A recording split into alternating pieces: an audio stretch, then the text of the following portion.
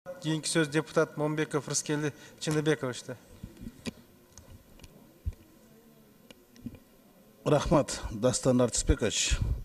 Мен эми комитеттин жыйында деле айткам. КТРКнын бүгүнкү күндөгү байкоочу кеңеши бул КТРКнын бүгүнкү күндөгү чайкоочу кеңешине айланып калгансыңар да. Силер башкарган орган болбой эле башкатырган орган болгонсуңар. Эч бир аракет кылган жоксуңар. Баарын байкап турдуңар, бирок отуруп башыңарды чайкап турдуңар да. Мен депутат катары ушул байкоочу кеңешке добуш бергениңе арданам. Андыктан добушумду кайта чакыртып алам. Силер тарын кетсеңер деле, таркап кетсеңер деле тарыңга дарас болот да.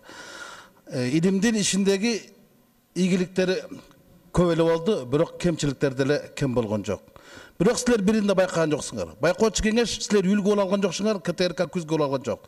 Коомчулуктун бүгүнкү биринчи каналга берген баасы ушундай. Будан уялбай эле койгула. Мына Кубат Болотканов, сиз КТРКда да иштегенсиз, байкоочу кеңеште атат. Сиз ушул отчетко макулсузбу? Өзүңөрдүн берген отчетуңарга. Отчетуңарды карап көрдүм да. 3тен бири өзүңөрдүн өмүр баяныңар. 3тен бири илимдин маалымат отчет. Анан 3тен бири силердики. Шестаков актуальный разговор көрсөтүүсүнөн түз эфирге чыкты, Айбек Карма биринчи жолу түз эфирге чыкты дейт. Ушундай отчет болобу? Бир жылда 60 арыз түшүптүр.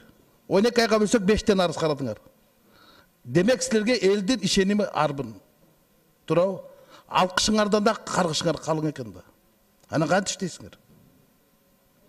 КТРК чыдаш керек, байкоочу кеңеш силер бир дагы мындай бир коомчулукта бир жоопкерчиликти алып көрсөтүп берген жоксуңар да.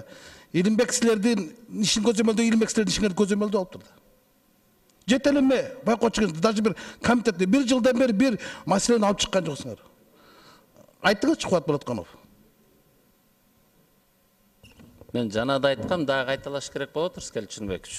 Отчетуңарды бул жерде мындай да, ошол эле отчетту берди Азамат Болгонбаевди айтып атпайбы, онлайн түрүндө эле телефондон эле өткөрүп кетебиз деген аракет болуп.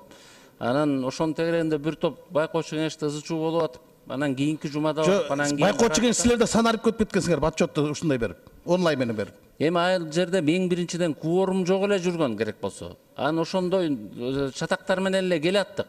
Жанагы дагы бир нерсени баса белгилеп коюш керек да. Мисалы үчүн биз могу 17 жылдын отчетун берип атпайлы, 17 жыл боюнча. 17 жылдын башынан аягына чейин эле биз ушу каршылашып, тирешип, жанагынтип эле бири-бирибиз менен пикир келишпестиктер менен келдик.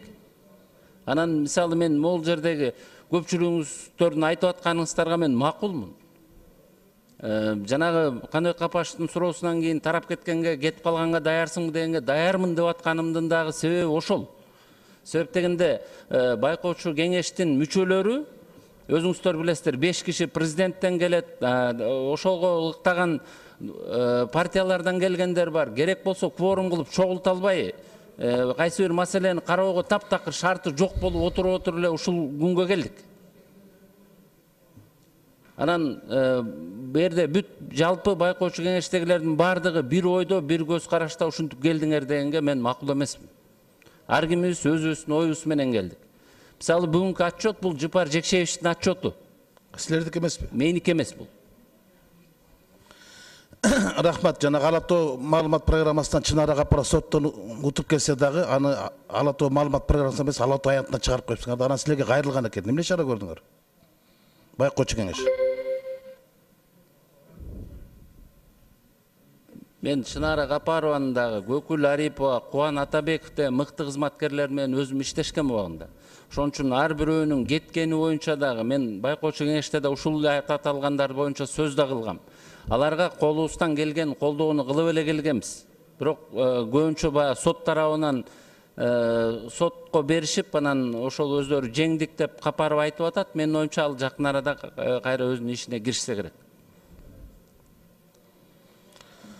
Рахмат, мен байкоочу кеңештин мындай отчетуна каршы добуш берем, кабыл албайм. Анткени коомчулуктун баасы ушундай кечирип коесуздар. Рахмат.